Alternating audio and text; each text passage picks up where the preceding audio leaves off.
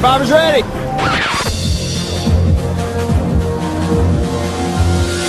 Direct from Hobart, it's time for you to hear those so-called experts from Survivor Oz talk about another reality show, despite the fact they always said they wouldn't ever talk about Survivor.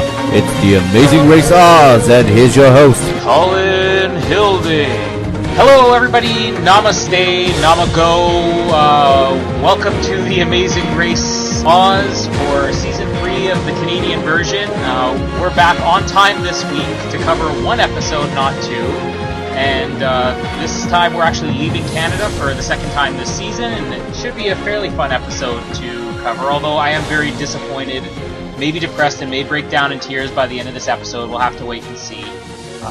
Joining me along for the next half hour, 45 minutes, an hour, however long this goes, I have two Arslets here. We really got to come up with something better than Arslets. Somebody out there suggest something new to us.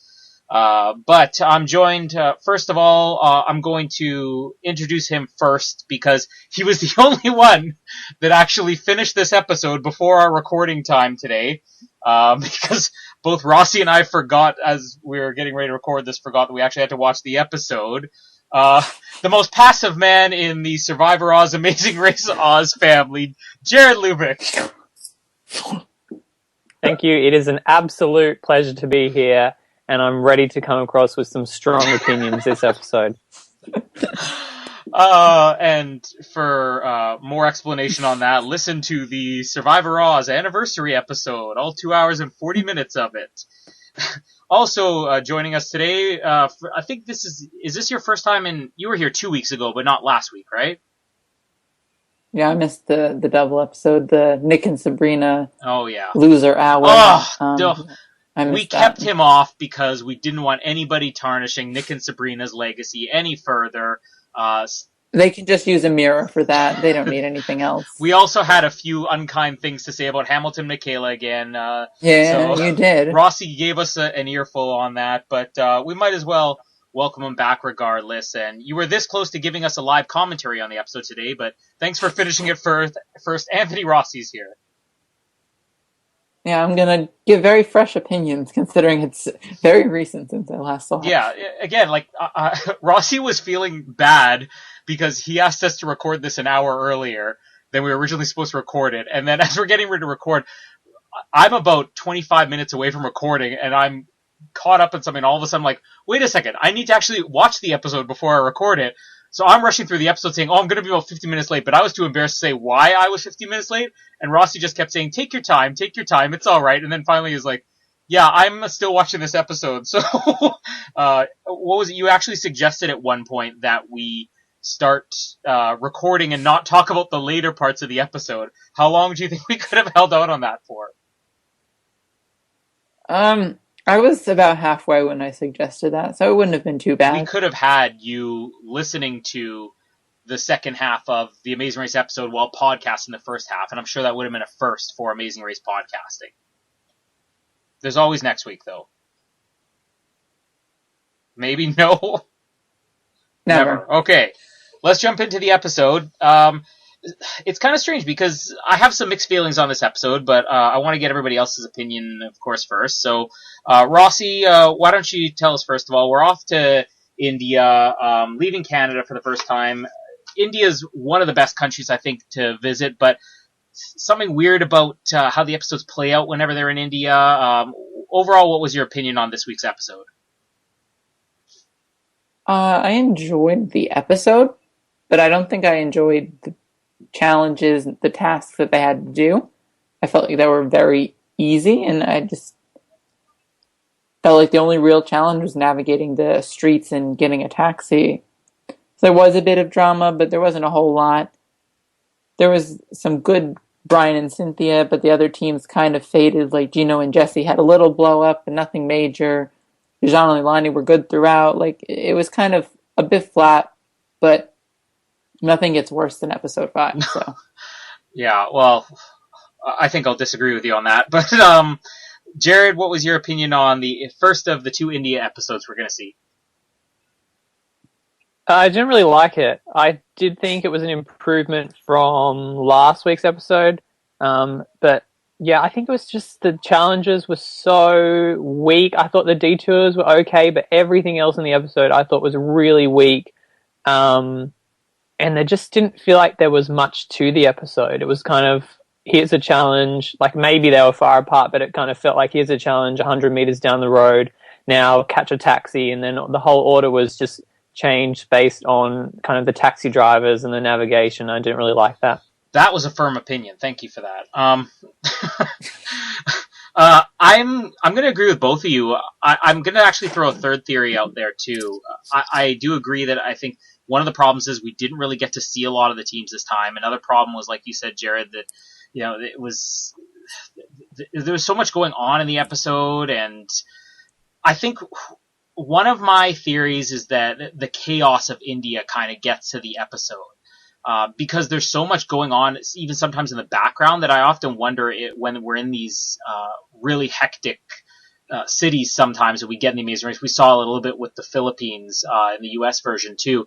That when these environments are so hectic that it's like the challenges kind of get lost in the middle of that. So I love India as a country. I think that visually it's one of the most interesting things we've seen because no matter what's happening on the screen, you could look at the background and see something, that you've never seen before going on. Like we just saw people like swimming out of nowhere, and of course, just how different all the driving is there and everything. But yeah, I thought this was a flat episode, and I hope that the next episode picks it up. Like when they were in the Philippines in the US version, one episode I think was really good, and then the other episode was not so good. So maybe it'll pick up next week. But there was still some good stuff in this episode, as we mentioned, Brian and Cynthia. Let's start off the episode. They are going to Calcutta, India, and John gives the guy a great high five at the beginning of the episode. I love John Montgomery. Like that was terrible. But this is like that's the thing, is it's so cheesy, it's so ridiculous, but it's funny because it's so ridiculous, and it's one of those things that you can't even imagine Phil trying to do this, or Jeff Probst, or anybody. Like I can't see any other host being able to pull something like this off. Jared, did you like the high five, or are you with Rossi? No, I loved it. I loved the whole episode. I think this was kind of John's shining moment, and he's probably my favorite team at this point in time. Yeah, that high five, and then just namaste or namago, like that's one of the best puns in Amazing Race history, surely. Yeah, I love that. I thought they were going to go with that as the name for the detour later on, but it would have been a great one if they did that. New twist thrown in there, which I think they tried to play it as a twist, but really it was just more product placement. Again, total credit to the show, because I think the product placement in the Canadian version is much better than the product placement we see in other reality shows. But Brett and Sean, for winning the last leg, get to travel business class on their flight all the way to India, and they get to choose one other team to go with them. So after a little bit of debate, they choose Dijon and Lalani. Because, as they said, we want to pick the team that's helped us the most on the race. Rossi, do you have any opinions on their selection of Dijon and Lalani? Was it really coming down to how helpful they were? That was the most ridiculous reason ever. We're going to give the team that helped us the most. And then we have the little flashback. And then all that we saw was Lalani saying, "You guys can do this challenge." And then that was the end of it. Like what? I'm sure Brian and Cynthia said, "We have faith in you." Why didn't that get praise over? I'm sure Simeon Opie said nice things to them too. I'm sure they complimented each other. Like what? And in a season that has had so much of teams working together, where we've had challenges like at least twice this season where the majority of the teams are all working together on one thing, and then they're like, "You're the most helpful because you said you can do this." And it wasn't even like, "Come on, guys." It wasn't even encouraging. It was almost like Lalani paused for a second, and she's like, "Oh, I just want to get rid of these guys." And she's like, "You can do this." Like, she was probably trying to play mind games with them, in my opinion. Like, she could have been thinking, you know what, should you use the Express Pass? Yeah, but if they use the Express Pass, they might beat us. I was thinking when she said that originally that she was trying to delay them a little bit more. Like, Jared, was that really the most helpful thing that anybody's ever done on this race? Clearly not. I mean, they're lucky. If Hamilton and Michaela were there, surely they would have got the tickets just for giving them the express pass. But yeah, saying you can do this was just a complete joke, considering just last episode you had all those teams working together on that flight plan, and DeJohn and Lani had already taken a penalty, so they didn't help them at all. Mhm. Yeah, it was just stupid. Yeah, I completely agree. But they got to travel in business class, and didn't it pay off for them in the long run? They were well rested. Um, so once they get to Calcutta, they stop and smell the flowers. They make a garland out of flower petals. I'm not going to call this the most boring challenge of the season because it seemed to be one of the more challenging things that they had on this section of the race, at least. But I wasn't overly wowed by this. Rossi, anything to say on the flower making challenge? It was a callback to one of the amazing American editions of the show. I can't remember which season, but I just remember them doing that in an American edition. But I thought it was really just counting. That's all that it was. It wasn't difficult to sew the flowers on or anything. It seemed very easy because there was only one time, and it was Dijon and Leilani who miscounted, and that was the big dun dun dun of the challenge. It fell flat. Jared, what did you think of the garland making flower challenge?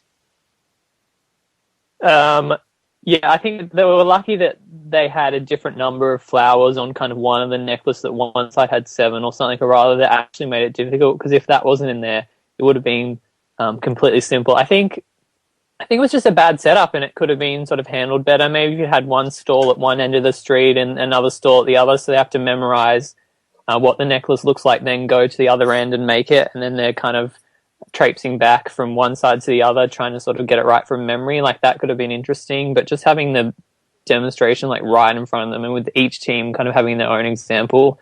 The most exciting thing for me was that one of the flowers was called a black-eyed Susan, and I had never heard that before. Like, I just knew them as sunflowers, and I was like, okay, learnt something, but we can move on to the next challenge. Yeah, I thought that was a sunflower too, but maybe they just call it something different there. Who knows? Sean knows his flowers, Colin. He Don't does. mess with And him. I also love Gino and Jesse saying, we're doing this for Mom. Those flowers are going to be dead long before Mom gets it, so I don't think she's going to appreciate it so Well, it's much. going to that man's wife. Yeah, they handed off. I have to say, very subtle humor, but I loved the crazy smiling and then frowning flower guy that was their judge in this. And this is kind of bringing up something I've never actually mentioned this, I don't think, on any of the seasons we've covered, US, Canadian, or Australian versions. But one thing that's always bothered me that's a recent thing in The Amazing Race is when you do have these judges, and the judges smile and show the clue to them that it's clearly a shot that was filmed before, because there's no camera mounted to Simi and Opie's face or Brent and Sean's face. So when they cut to that shot where it's looking directly at the person, smiling and handing them the clue, that always bothered me. But this one was really kind of awkward because all those cutaway shots they had of the guy smiling and showing them the clue, he had this huge smile on his face, and then the very next shot would be him holding the clue out to them, and he looks as miserable as he's ever seen anybody. So I kind of like this guy. I mean, he's very, I'm going to call him bipolar flower guy. So he kind of brought the only humor into this challenge. One other thing, kind of what you were saying, Jared, like, there was other ways they could have done this challenge more interesting, like by running around and everything. This is sort of what I was talking about earlier, that the environment is so hectic that you get lost in the challenge. When you're just sitting there very slowly weaving something together, standing still, and you've got all this chaos going on behind you, I didn't even want to pay attention to the challenge. Like, I just wanted to see more of what was going on. So I think more involvement from the teams could have helped this episode. After this, they move on to the roadblock, where they basically examine idols. And wow, this may have been the easiest roadblock ever, but still lots of entertainment in it. They examine the idols, and one thing I did like about this was that everybody's idols were different. It wasn't like you could overhear somebody say this, or you could have anybody work together. Everybody had in their picture something different. So the quickest roadblock in history. Rossi, did you like this one? Going into it, I thought it was going to be kind of nothing. But after seeing that each team had an individualized statue or idol that they had to pay attention to, I think that was a lot more challenging because then it wasn't that Lolani got it right and then the next three teams say, oh, that one. Like it was personal. It wasn't one for the whole group. But, I mean, honestly, you could have just spent more saved yourself so much time by just pointing at everyone and saying that one, that one, that one. Well, I thought about that too when they started, but then it seemed like, and I don't know if this was in the rules or maybe if I just missed them stating it, but the teams all had to say what was different about it. I don't know if that was in the rules, but if it was, again, that's a really smart way to do a challenge so that there is no guessing. That you have to say this and this is why. It was particularly funny with Brian too. Jared, what are your feelings on the idle roadblock? Yeah, I thought it was pretty basic. I think luckily we had kind of Brent and Brian doing this because otherwise it would have been like a completely failed task. I think I liked that the teams had different things to point out, but it kind of frustrated me in a way that some of them seemed to be like a lot easier than others. Like I think Lolani had like 3 of the beads on the necklace were blue, and then other people had kind of this obscure line that was right off to the side that was kind of a little bit hard to see, that wasn't in any of the other statues. So that annoyed me a little bit, but then just to have Brent struggle so much on the challenge, and then with Brian, with his trying to like outthink the challenge itself with the whole, it's a trick, all of them are the same, and the lady, she was great, because every time she's just like, no, no, no, no, no, no, like all the time, it's hilarious. And then the Brian, what's different is there's a tree behind it in the picture. So I mean, that provided some great moments, but apart from that, I think it's not one of the kind of the better attention to detail challenges that we've seen. Yeah, I don't know. Winnipeg Police at its finest here. I don't know whether to be afraid that Brian is out there policing the city or to actually be thankful for it. This is absolutely my hands down pick for Brian and Cynthia moment of the week. Rossi, can you be in agreement on this? You kind of alluded towards it, but didn't touch too much on it. Is this the moment of the week, or do you have another one to put up? I think this was it. They were pretty good all around, but this one was probably where they shined the most. Yeah, and again, just for anybody who was following along at home or who forgot about this or missed it, as Jared said, Brian's overthinking as the police officer again, which this is a common thing. Like Dana and Amanda overthink things, Brian and Cynthia overthink things. He first starts out, the best part about this is that he starts out by saying, all of these are the same. And then the lady's like, no, different. And then he goes, all of these are the same as this lady, as if adding in as this lady was what was missing. And then she's like, no. And then I swear, he just he looked around and pulled it like out of nowhere. Cause this is all done in like one take. He's like, there's a tree behind this. I don't know if I've laughed that hard at The Amazing Race in so long. I rewound it and watched it 3 times. That was so funny. What was that? Am I the only one that heard that? No, I heard that. What was that? Rossi's gone. He's been abducted. I was gonna actually bring up the sound effect that always comes up with Brian. Like every time Brian says something that's like really off the wall or really funny, there's always like that dong, like weird sound effect. So whatever just happened there is going to be the sound effect for every time somebody says something completely outrageous. Rossi, are you back with us? That was... I'm here. What was that? Vokaru finished updating. It was what updating? Vokaru. How's Vokaru doing, Rossi? I don't know. Haven't used it in... When did we record the first Amazing Race Oz episode? Oh, a year ago. Wow. It takes a year. Yeah, then. Anybody out there who's looking for a real dynamite recording software, get Vokaru. Leave them a review. Tell them the Amazing Race Oz sent you. Noah recommends it. Noah, Rossi, his 1-year update finally came through. That's fantastic. We have a new sound effect for the episode now. Yeah, so this challenge was, overall, I thought it was one of the more challenging things, but it seemed like it would have been hard, but everybody got through it so quickly. But this wasn't one of those things where I was annoyed with it, really. Like, are you guys kind of in agreement with me there that even though the teams got through it quickly, it showed, in my opinion, more about how the teams were really smart this week than it was just this was a simple challenge? Or do you disagree and think the challenge was just that simple? No, I agree that it definitely it showcased that the teams were thinking about it. Not that it was a simple challenge, because even some of the other teams, like initially, kind of like they struggled, and they would say kind of like I don't understand, they're all the same. But then kind of when they got a bit of support from their teammates saying like attention to detail, like look at it, then kind of they pick it up. So I think it was just a matter of thinking about it for a while and just really paying close attention to the subtle differences. Rossi, do you agree, or do you think it was just too easy of a challenge? I think still too easy. It had difficulty, but it was kind of fairly easy. Well, after the roadblock, they make a quick pit stop to visit a statue of Swami Vivekananda. I'm probably butchering the name, but it has Canada on the end of it, and he apparently traveled to Vancouver to bring yoga to North America.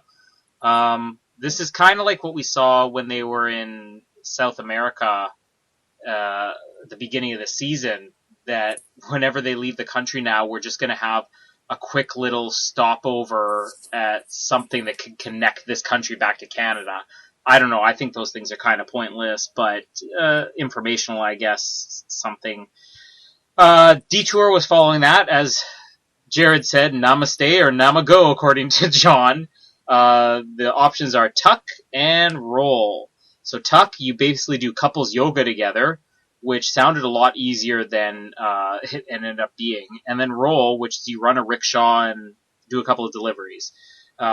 Same question as always, Rossi, which one would you do? Which one was more entertaining to watch? Overall thoughts of the roadblocks? I would have gone for tuck. I think roll was more interesting, because what was interesting about tuck, Brent almost dying, and I don't know, generic comment, insert here. How about this? Of all the challenges for them to not gag in, how are they not doing it in this? Like, these guys were on the verge of death. Like, this was just screaming for some inserted vomit noises or something.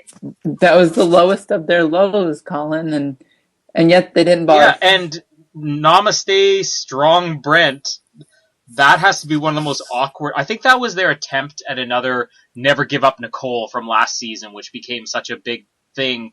Namaste Strong Brent, that was... Do we have any fans of that hashtag? Rossi, Jared? Did it show on the episode? I guess if you're not watching the CTV. I don't see.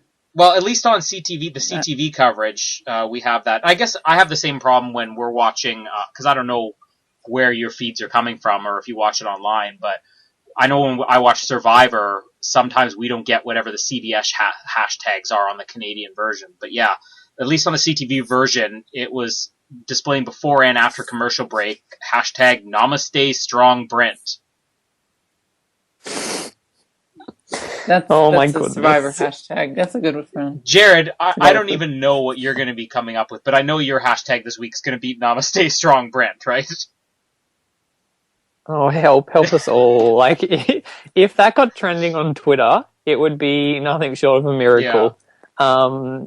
Surely John was like annoyed that they stole his pun and tried to make it better, but they made it a lot worse. Yeah, I guess we'll find out at the end of the season whether it did trend or not. I don't know. Do you have any other comments on the rickshaw, Rossi, or do you have anything else to say on either of them? I wouldn't hire any of those teams who did the rickshaw to do deliveries for me, because they were just dropping products left and right. And also not even caring about it. Like Brian and Cynthia. Brian, we should just tie those up. Why? Because they're falling. If they fall, I'll pick them up. Another good moment for them. Followed by the dung noise for Brian. Jared, what did you think of the detour, and which one would you do?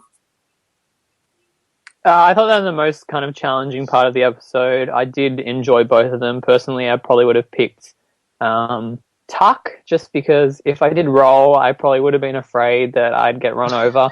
So just to make it to the next leg, I probably would have picked Tuck. Not that I'm particularly flexible, but I'm sure after a while you'd work it out.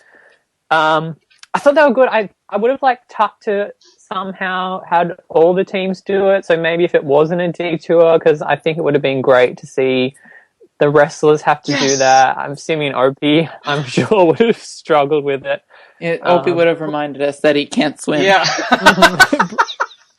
Brian and Cynthia doing it would have been great as well. So that was kind of a missed opportunity not to have everybody do it. And then the other challenge, I thought it was good. Like, the navigation was really the hard part. There weren't kind of that many interesting moments. You got to see how frustrated everybody was, which I kind of always have that cringe moment when you just have like these overseas travelers that just get kind of in the locals' faces and get really annoyed and flustered. And I'm like, ooh, like, entitled person here. So yeah, that was a bit confronting. I was like, just be patient, but I understand that it's a race, so obviously patience isn't the first thing that comes to mind. I'm going to completely agree with you on the wrestlers, though. Even the first thing I put in my notes is that we missed out on Nick and Matt doing the Kama Sutra together. Like, this was a perfect setup for just another Nick and Matt awkward challenge. And as you said, all the teams, the only ones that really this wouldn't have been that awkward with were the ones that did it, really. I mean, Brent and Sean were pretty awkward, especially when it looked like that Sean was crapping Brent out, in the middle of their pose or whatever. Like, they weren't so good at it. But this was one where I think I almost wouldn't be opposed to them going forward having that rule where only half as many teams can do it. Does anybody have a theory on why Brent and Sean didn't switch in this, considering they were having such a challenge? Rossi, were you expecting them to switch, or do you have any type of theory as to why they wouldn't? Because I was really scratching my head. You mean switch detour? You mean? Okay. Switch. You thought switch positions? Yeah. And then I was thinking that wouldn't work because Sean's probably heavier than Brent. So, I don't know. Maybe they tried to stay strong. Brent did stay strong. Inama stayed strong. Inama stayed strong. That's got to be one of the worst hashtags in reality television history. Yeah, that's right up there with Big Bad Wolf. Yeah, I don't know. They were all right, I guess. Jared, any idea why they didn't switch, or do you think that they should have? I'd say it's probably just coming from that roadblock. Obviously, they thought that they were in last place, so I think they just didn't want to risk going to another detour where everybody would kind of already be ahead of them. So I suppose they thought, let's stick at this and hope that the other detour is more difficult so we can kind of make up some ground. Yeah, that was the only theory that I had, was that especially since they only saw Dijon and Lalani, they would have no idea. I guess it's a lot different when you're earlier in the race and you could tell there's 3 or 4 other teams doing your detour, you know who you're ahead of, but they probably thought they were in last the whole time, so that's a good point. One thing that I have in my notes here, and this was just, I don't know, I'm not going to call it a pet peeve, it was more just like really confused, why Simi had a jacket tied around her waist the whole time. Like, I understand why she doesn't have it on, but she's going to India. Why did she bring the jacket? Like, she could have thrown it in her bag. Why did she feel the need to have the jacket on standby? Did you give a theory there? Because she tied up the things like Cynthia wanted to. Simi was using her jacket to tie everything up? I don't know. I just gave you something. No real theories on that. I just pointed that out. I think that they were maybe getting a little bit cold in India. Where was it that they originally immigrated from? Does anybody remember? Florida. Florida? That's the accent, right? The accent's the giveaway? Yeah. Yeah, I don't know where they immigrated from, but maybe it's possible that India is cool compared to that. Like, I know a lot, like, they even said in the episode how many immigrants come to Canada from India. And, one of my best friends, him and his family are from India. And whenever I go over to his house, it could be, 30, 35 degrees here in Winnipeg and humid and just disgusting and no wind. And they'll have their windows open and they will never turn on their air conditioning. If I go to their house, I'm like, does your air conditioning work? So, I don't know. it's possible that wherever they immigrated from, that India is considered cool for them. But I just thought that was really weird. Only other thing to mention here is I'm not going to put it up because I don't think it beats it, but Brian and Cynthia's strategy to remember their checkpoints where they're supposed to go: Paramount drinks and syrups, Paramount drinks and syrups, Paramount drinks and syrups. I kind of like their awkward, repetitive idea of how to remember the places. I wish they would have dragged that on a little bit longer. Rossi, do you want to voice your comments on the episode or just in the chat? Well, I don't know. Can I? No, probably not. I'll end up having to edit it out. We're too PC nowadays here at the Oz family. And the context is lost by something that was edited out of a past episode, I guess. But not on Double Oz 7. Not on Double Oz 7. For all the controversial remarks, listen to Double Oz 7. You will not be disappointed. It's kind of crazy. We're like not even half an hour in here, and we've pretty much recapped the episode. Do either of you have anything? Yeah, do either of you have anything you want to talk about that we haven't covered yet? Up until the check-ins, I guess. Did we miss anything? We didn't talk about them hopping on a ferry, so I mean that was kind of exciting to break things up. Yeah, and then they just arrived. That was the weird part about the episode. You had, I don't even know, Brent and Sean maybe still at the roadblock, probably because they're there forever. And then the teams who were on the second ferry just showed up. And it was like, when did they hop on the ferry? When did that ferry get across the river? Just all of a sudden they were there, and there was kind of no in between, just little scene of them. Okay, this is the second team's on their ferry. They finished that first challenge. Yeah, to be honest, I forgot about the ferry, but at the point it came up, I remember they made a big deal about it. Like the first one, who was it that was first on there? Was it, it wasn't Gino and Jesse, was it? No, Brent and Sean, because Gino and Jesse were the ones who I think were kind of on like the cusp of making it or missing it. Yeah, because and it looked like it was kind of going to leave right when they were there, but then they still made it anyway. They made such a big deal about Brent and Sean. They're like, we're the first ones on the ferry. Hopefully no other teams come before it leaves. And at that moment, I'm like, oh, this is going to be the drama of the episode. You know. And then you're right. They pretty much dropped it after that. So I don't know. Maybe this is one of those episodes that could have been better if it had been longer. Like it's kind of, I've given this theory in past weeks, and I don't know if anybody listening disagrees with this. If you do, write us your comments.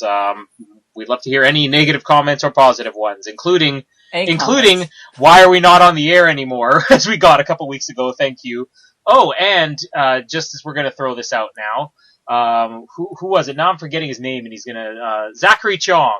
Zachary Chong did comment that I reminded him of Brian. And as I asked him how, he basically said he was doing anything he could to get a shout out on the Amazing Race Oz. So here's to you, Zachary Chong. Namaste with us on Survivor Oz. Don't Nama go. Namaste. Don't Nama go. Namaste. And you know what? I'm not going to complain. Anybody wants to compare me to Brian, he's like a new personal hero of mine. Rossi, did you have anything to add throughout the episode, or is this possibly the most boring of the season?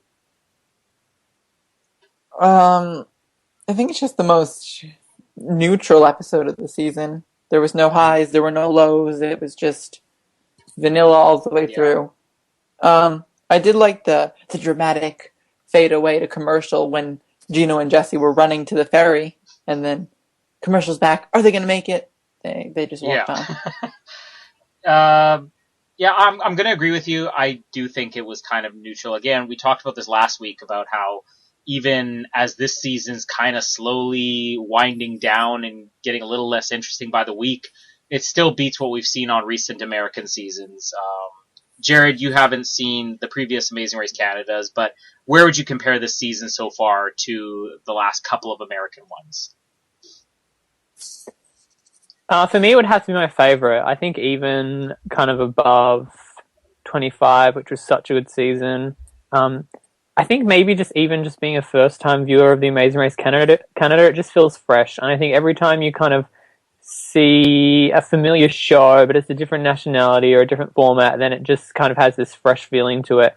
And just the casting was really well done, and just how close everything is, especially after kind of the last American season, to just have a season where positions are changing throughout the episode. You don't really know who's going to go home. Even this episode, like with the finishing positions, like a lot of stuff kind of changed right at the pit stop. So I think that just makes everything a lot more interesting and enjoyable to watch. Yeah, I had a similar thing with the Australian version too. I started watching it last summer, I think it was, when they had the Australia versus New Zealand.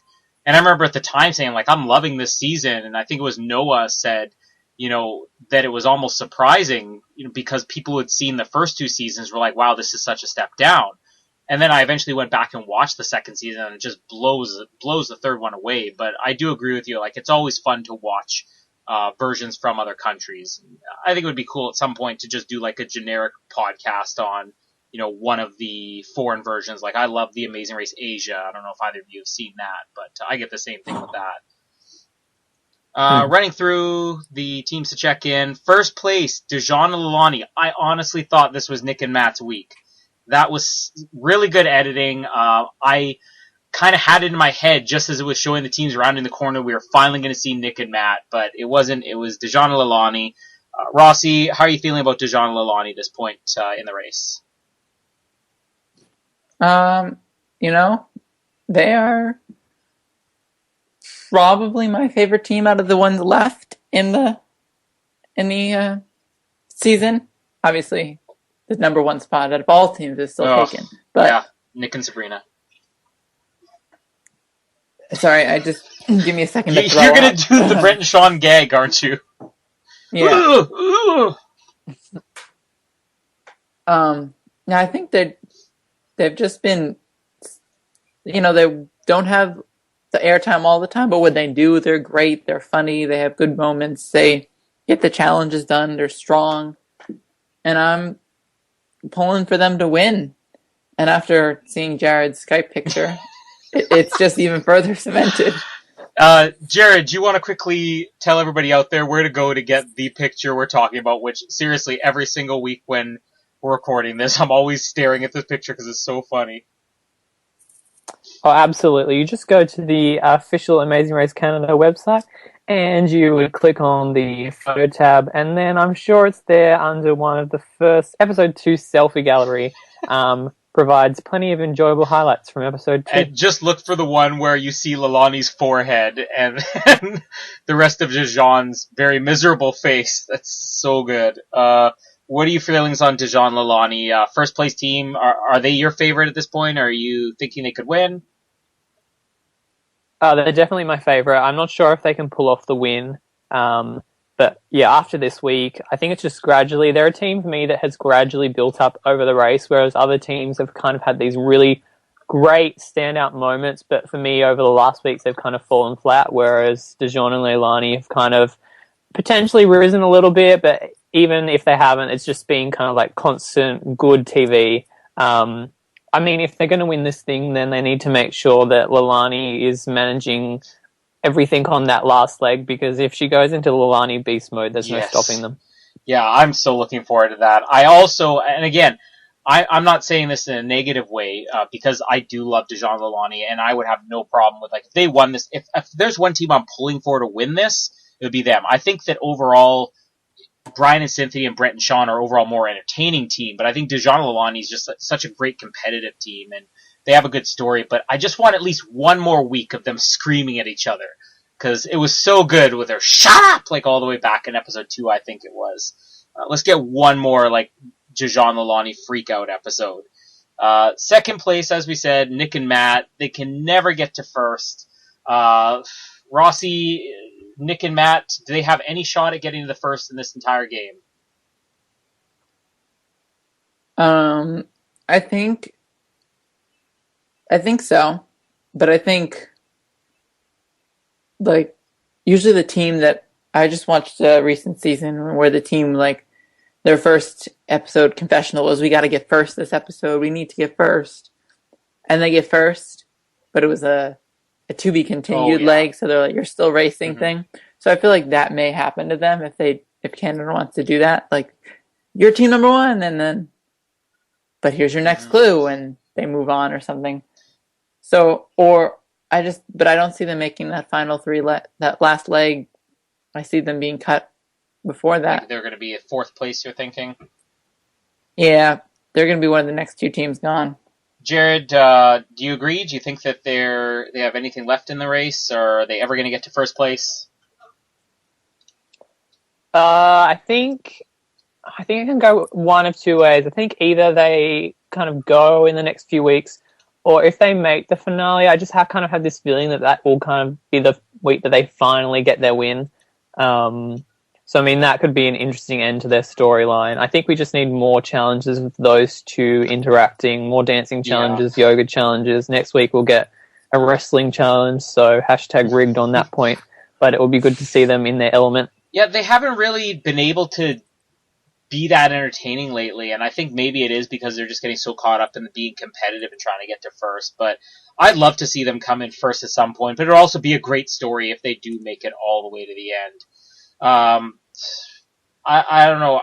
I'm kind of looking at how many episodes are left here, and I think we have a couple of non-elimination legs left here, which I was wondering about during this week. So we'll see what happens if they could end up, it could be a to be continued. That was another theory I had. Third place, I don't know how they got to third place. This is kind of what you guys were saying earlier, that a little bit of shakeups at the end where you didn't really know where it was coming from. So, surprise, Brett and Sean ended up in third place after I was convinced this entire episode. I wasn't even thinking it was a possibility. I was almost 100% positive from the midpoint of this episode, as soon as they started the yoga challenge, that they were gone. How did they come in third, Rossi? It was a surprise. They kind of came out of nowhere, it seemed like. They were so concerned that they were last. They sprinted well beyond Simi and Opie. They're also flat this episode, so whatever. Yeah, because we didn't have them barfing. Seriously. That was the toughest challenge ever. That's all they're good for. These guys do power walking and they're throwing up. And how are they able to go through this yoga stuff and not have the gag reflex kick in? Come on. Jared, are you liking Brett and Sean, or do you agree that this was kind of their off week? I thought they were really entertaining still. I think I kind of liked that they were struggling, because that just brings out the worst in people, and then that's interesting to watch. But I definitely thought that they were going to go as well. I think, I still don't understand how they finished third. I'm sure that maybe they were second last kind of when they left their detour. I think Brian and Cynthia were still doing theirs, and somehow they leapfrogged all these teams. It was understandable with Gino and Jesse because they were looking for a taxi, but somewhere in the mix, Simi and Opie dropped down a place, which is fair enough because they're in first for part of this episode, and maybe that's why I hated it, because I'm like, if there's an episode where Simi and Opie are coming in first, that's the warning sign of something is wrong on this leg, that team is coming in first at the moment. Yeah. So I like the whole interaction, how they thought that they were the last team, and then they kind of race Simi and Opie to the mat, and then think that Simi and Opie are going, and then they end up staying. So I think the only real clue we had that Brett and Sean weren't going to be dead last was that when they eventually did finally get past their detour, they got in a cab right away, whereas we saw Gino and Jesse and Brian and Cynthia still walking. But still, that's going from what should have been last place to third. I mean, that was a huge jump. Jared briefly mentioned it. Simi and Opie, Rossi, I don't think any of us are down on them as in not liking them. It's just we see so little of them, and I'm not even going to say it's an editing thing. I have my theory I'll give later on this. But what are your feelings on Simi and Opie after this week? I love them. I thought they were really good this episode, and I was so hoping they'd get the first place. It looked like they could have gotten first place this episode. Oh, okay. Can you give us a Simi and Opie moment of the week or something? Because I liked it when Opie said that he couldn't swim.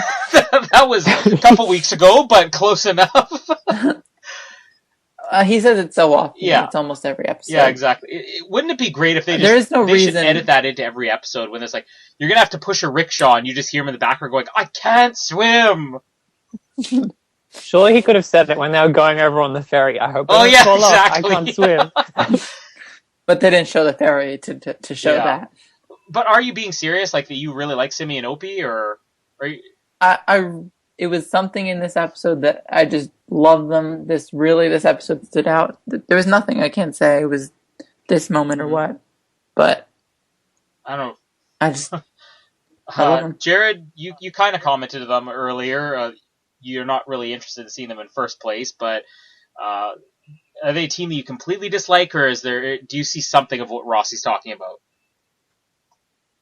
Oh, I can understand kind of liking them. I think, like, I don't dislike them, and another team that I'm like, oh, I wish they'd just go already.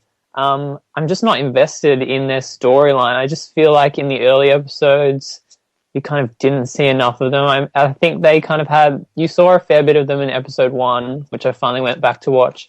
Nice. But apart from that, they're just not kind of relevant and not getting screen time. And I feel like they're getting like a bit more, but I'm just not invested in them as a team because everybody else has kind of already shown their colors and their personality a bit more, and I think they're more exciting to watch.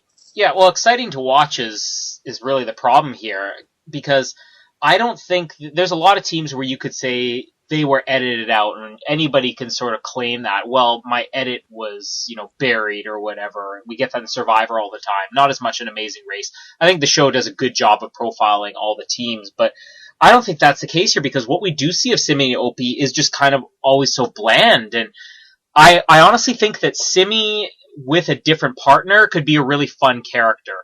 And I don't really see Opie's place on here other than maybe Simi needed a partner. So I would like to see it if they ever did something where they just, and I've always thought this would be a good idea for an all-star season where you just take two players like the Mark and Mallory, twist or whatever, where you're taking two players from other teams and put them together. But Opie kind of just complains a lot on the show, and that's all we get from him. And I don't think that's an edit thing, because guaranteed if there was anything fun about Simi and Opie, they'd be showing it.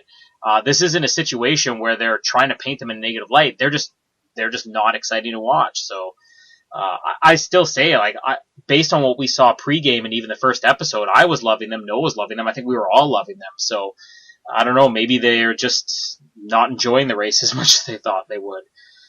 Fifth place, wow. Last week I was finally giving them credit because we had it several weeks ago where Gino and Jesse kind of claimed they were the front runners in this race despite finishing in second last as much as they finished in first.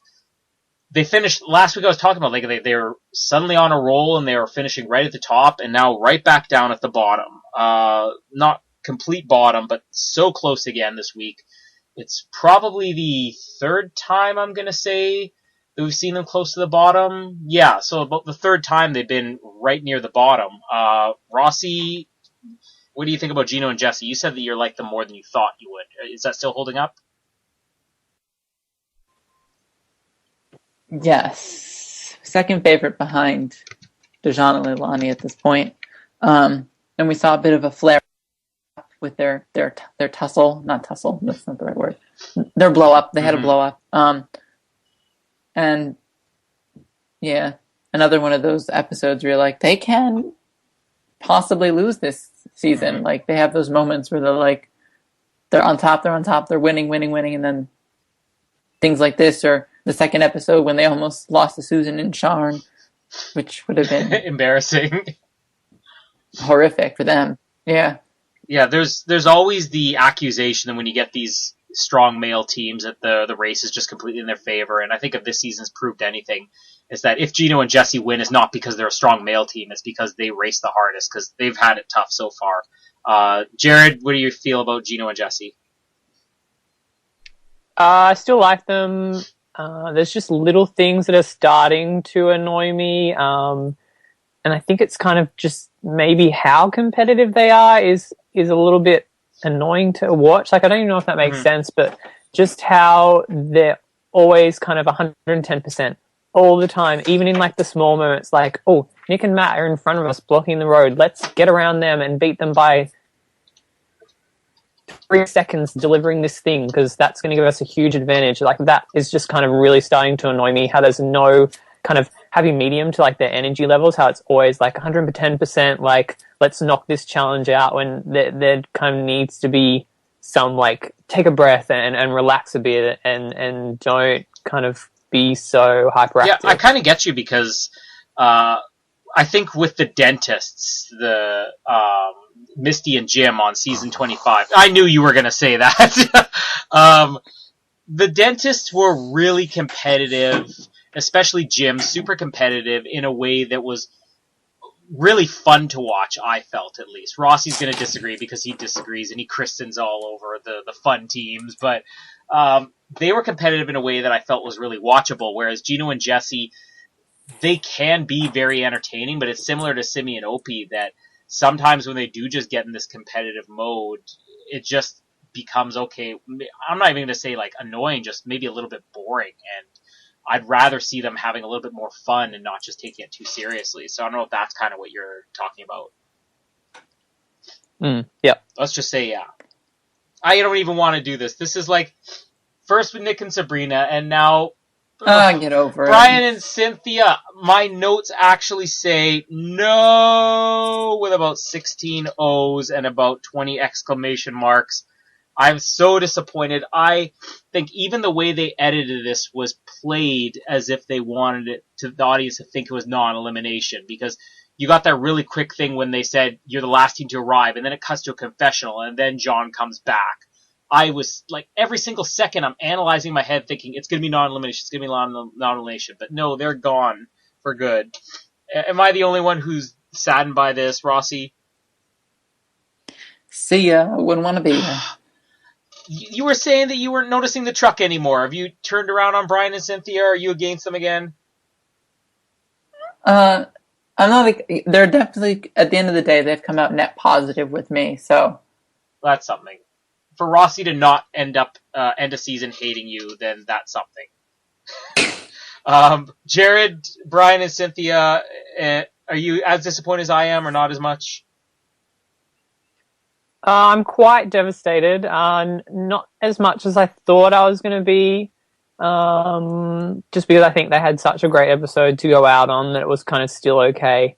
Plenty of moments. I loved kind of in the last two episodes how there was a bit more tension between them, because I just thought that was something new and exciting to watch. And even just like the small moment at the start of the episode when Brett and Sean give to Jean and Leilani that kind of first class ticket or whatever, and Brian to Cynthia's like, act happy, honey. And then she puts on this really fake smile and she starts clapping, and like, I'll just miss all those small moments that if you're not paying attention, you'd miss completely. And they're just so great at that bland humor and so deadpan and straight-faced, that I think it will be noticeable that that's not there in the next couple of episodes. I don't even know how to express how disappointed I am, but I'm going to completely agree with you, Jared. I think come next week, and this is dead serious prediction, I think that the show's going to be a lot less entertaining. Because you could always guarantee Brian and Cynthia, even if it was just that one moment that they had, the Brian and Cynthia moment of the week, it was going to be so funny that you're going to be going over and over it in your head, and we'd be talking about it. And I don't know, Brett and Sean could come up with one, but other than them, I don't think there's any other real good one-liner team out there. So sad. Rossi, do you have a departing hashtag for Brian and Cynthia?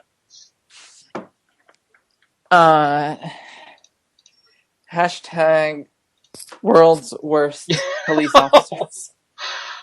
Jared, have you been thinking about this, or am I putting you on the spot? Do you have a hashtag for Brian and Cynthia? I'm kind of on the spot because I don't think anything can do them justice as a team. I feel like with the theme this week, it needs to be a pun, but I don't know. How can you make a pun out of their names? I have no idea.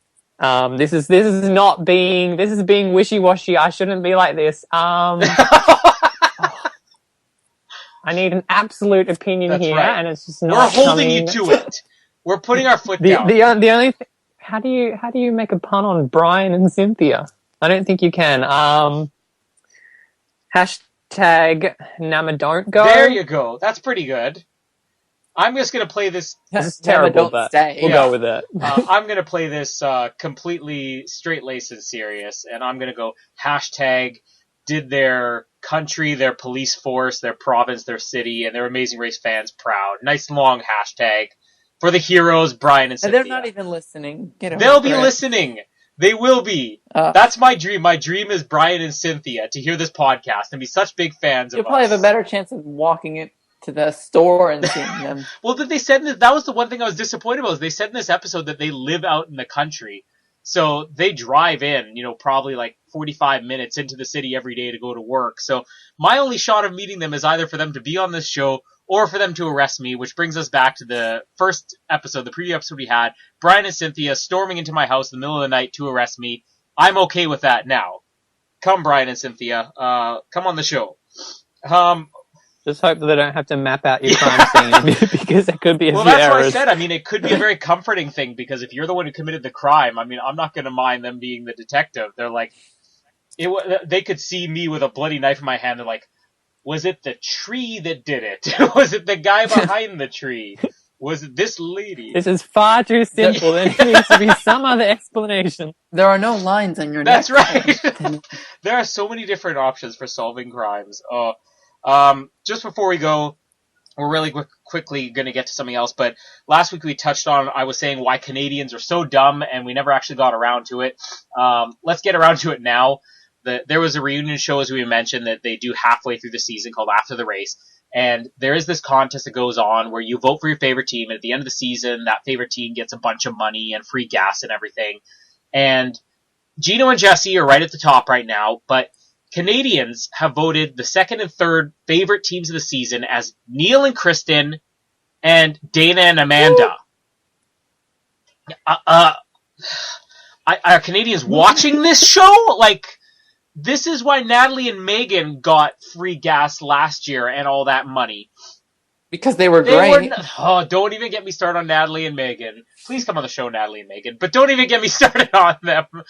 This is Neil and Kristen and Dana and Amanda are in top three teams, which can only lead me to believe that Canadians are dumb. I'm sorry, Canada. If you don't want to listen anymore, that's fine. But I'm not going to be a polite Canadian. Like, how terrible is it that Neil and Kristen and Dana and Amanda are in the top three right now for favorite teams? Pretty ridiculous. I mean, Travis, Hamilton and Michaela aren't even that high. Well, I think Brian and Cynthia are pretty close, so if they get in the top three, Canadians are not dumb anymore. So if you want to prove me wrong, Canada, you have to put in Brian and Cynthia.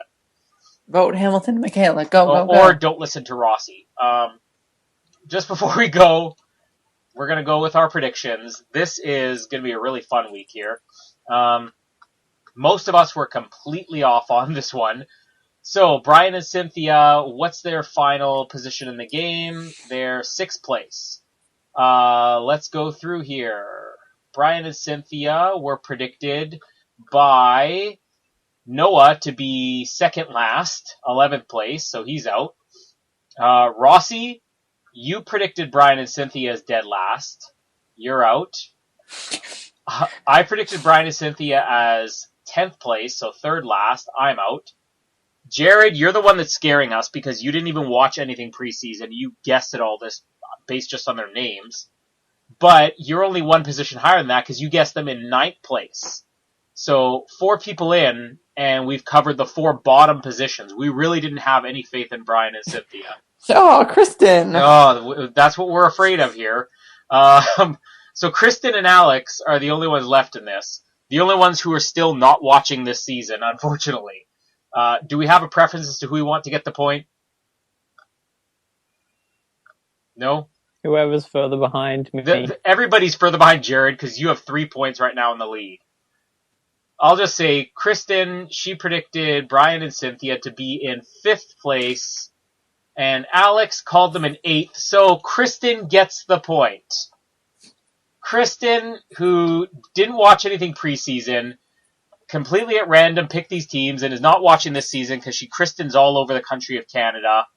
She is now tied for 2nd place with Rossi. I mean, Jared beat me last time we did an Amazing Race predictions, so... This is getting scary that Jared and Kristen, who didn't know anything preseason, are going to be the closest. Like, that's what I'm thinking is going to happen now. Jared, you think you could take Kristen and Rossi? No, I don't think so. I think it's going to be kind of a gradual downfall and decline of the Jared school of randomness. over the next coming weeks, just because a lot of the teams who are left in the race, I've put kind of right at the back, and then a lot of the teams already gone, I've put in the kind of top few positions. Yeah. So I think that's going to cause me some troubles further down the line. Well, not to spoil anything, but Jared did have Hamilton Michaela in second, Nick and Sabrina in third, and Max and Elias in fourth. So, maybe we don't have anything to be afraid of. But I don't know. It's really bad that I am the only one without a point at this point. So I'm really hoping for next week. Next week, you will again hear us on time. You're welcome we hope you're welcome if this gets up on time. If it's delayed by another week because of vacations again, just ignore this portion of the show.